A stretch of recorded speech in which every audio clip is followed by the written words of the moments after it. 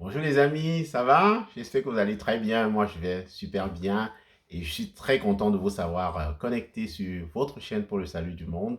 Et je suis très content après une longue pause méritée aussi, méditée, d'être à nouveau avec vous. Et aujourd'hui, nous allons parler voilà, d'un thème très spécial. Il s'agit des enfants de Dieu. C'est qui les enfants de Dieu? Qu'est-ce que vous en pensez? Les uns trouvent que les enfants de Dieu, c'est ceux qui ont donné leur vie à Jésus-Christ et qui, par celui qui donne à Jésus-Christ, deviennent enfants de Dieu et peuvent dire à Dieu, Abba Père. Les autres pensent que nous tous les êtres humains sont des enfants de Dieu parce que ce sont des créations de Dieu. Finalement, qui a raison? Nous allons le découvrir tous ensemble. J'aimerais que nous commençons par l'évangile de Jésus-Christ selon Saint Luc, le chapitre 15, qui est très intéressant parce que Jésus est face aux pharisiens qui lui disent mais quel est cet homme qui passe le temps à marcher avec les pécheurs? Et c'est à Jésus maintenant de leur donner une série de paraboles très intéressantes pour pouvoir répondre à cette question.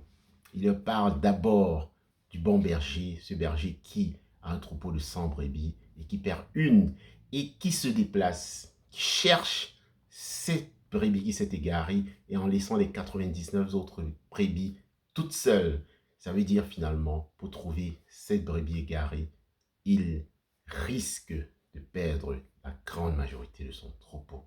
Ensuite, Jésus parle d'une parabole d'une dame qui a 10 pièces de monnaie et qui en perd une et qui saccage toute sa maison pour la retrouver. Et quand elle la retrouve, elle court vers ses voisins et elle fait la fête. Oh là là, j'ai retrouvé cette pièce de monnaie qui s'était perdue. Ensuite, qu'est-ce que Jésus nous dit avant de passer à la troisième parabole? Il nous dit, pour une personne qui se convertit, il y a plus de joie dans le royaume des cieux que pour les 99 autres personnes qui n'ont pas besoin de conversion. Que c'est joli, que c'est très beau, mais qu'est-ce que Jésus veut nous dire par là? Et finalement, l'apothéose, c'est la parabole de l'enfant prodigue que vous connaissez sûrement tous. Il y a cet enfant qui, un jour, se lève et décide de s'émanciper de son père. Il lui demande 100 parts d'héritage, il prend la route, il part faire la fête et il vit dans la joie et la débauche des plaisirs de la vie. Et à un moment, l'argent finit, il ne sait quoi faire, il va travailler, il cherche, il mendie partout avant de se rappeler que les serviteurs de mon père ne souffrent pas comme moi qui souffre maintenant que je n'ai plus d'argent.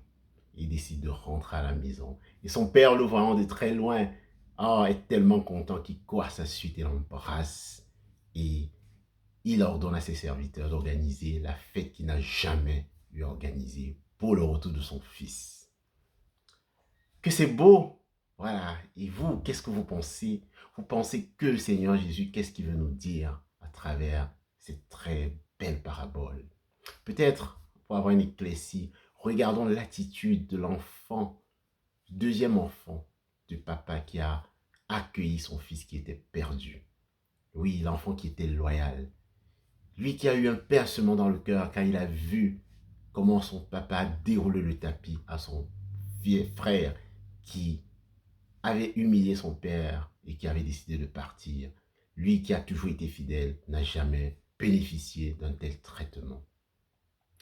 Oui, moi je pense que nous tous, nous sommes des enfants de Dieu. Nous sommes des personnes qui sont voulues par Dieu. Chacun d'entre nous est une pensée de Dieu, une pensée spéciale de Dieu. Oui, que nous ayons dit oui ou non à Jésus, nous sommes chacun une pensée de Dieu. C'est pour cela que nous sommes sur cette terre. C'est pour cela qu'il nous a permis d'être sur cette terre. Maintenant, vous allez me poser la question, quelle est la différence entre, oui, un être humain et celui qui a décidé de suivre le Christ, celui qui a décidé de donner sa vie à Jésus, comme on a l'habitude de le dire. Oui, Saint Paul nous le dit, non, pas Saint Paul, mais plutôt Jean, Saint Jean nous le dit dans l'évangile de Jésus-Christ, selon Saint Jean, il nous dit à ceux qui ont reçu Jésus, il a donné le pouvoir de devenir enfant de Dieu. Et c'est là la nuance en fait, quoi. Parce que celui qui décide de donner sa vie à Jésus-Christ, c'est celui qui reçoit ce pouvoir. Ce pouvoir, cette filiation de d'enfant de Dieu, quoi. C'est celui qui en prend la totalité conscience et qui, dans une relation de, d'amour avec le Seigneur, a cette autorité d'enfant de Dieu. Je pense que c'est là une nuance, mais très importante, quoi. C'est justement comme celui qui est doté des talents, est doté des dons, mais il n'en a pas du tout confiance. Conscience et confiance même aussi, quoi. Voilà, c'est là la différence, à mon avis, quoi. La différence, c'est que celui qui reconnaît Jésus, celui qui décide de donner sa vie à Jésus, a ce pouvoir, a cette autorité, de par c'est ce pas qu'il a fait d'enfant de Dieu et finalement de pouvoir faire des choses merveilleuses, de pouvoir avoir une relation merveilleuse avec son Père. Oui, regardons encore à nouveau l'enfant prodigue. L'enfant prodigue qui décide, c'est par son oui qu'il est rentré vers son Père. Et c'est celui-là qui lui a ouvert cette porte, qui c'est une nouvelle porte d'une nouvelle relation, d'une nouvelle expérience avec son Père. Lui qui est resté son Père malgré le fait qu'il était parti. Ouais, malgré le fait qu'il avait demandé sa part d'héritage. Rien n'a changé. La seule différence, c'est qu'il mesure maintenant quel est mon pouvoir d'enfant de ce Père magnifique qu'il est. Et c'est ça justement que les autres n'ont pas, et notamment son frère qui a toujours été fidèle.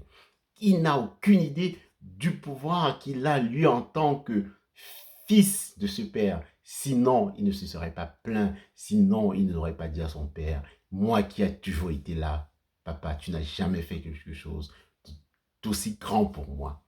Voilà la nuance, mes frères et sœurs. Ça veut dire, nous ayons un regard, nous qui connaissons vraiment notre Père, ayons un regard de charité envers ceux qui ne le reconnaissent pas. Ce n'est pas parce qu'ils ne le reconnaissent pas qu'ils ne sont pas des enfants de Dieu. Ce sont des brebis égarés. Ce sont des enfants qui ont décidé de s'émanciper de manière consciente ou inconsciente. Ils restent et demeurent des enfants de Dieu.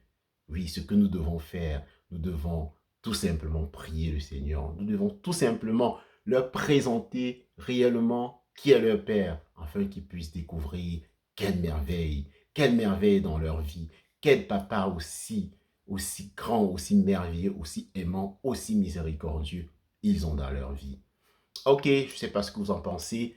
N'hésitez pas à commenter la vidéo pour me dire ce que vous en pensez et restez connectés. Si elle vous plaît, likez, partagez, abonnez-vous à la chaîne et à très prochainement. Que le Seigneur vous bénisse et vous garde. Allez, bye bye les amis.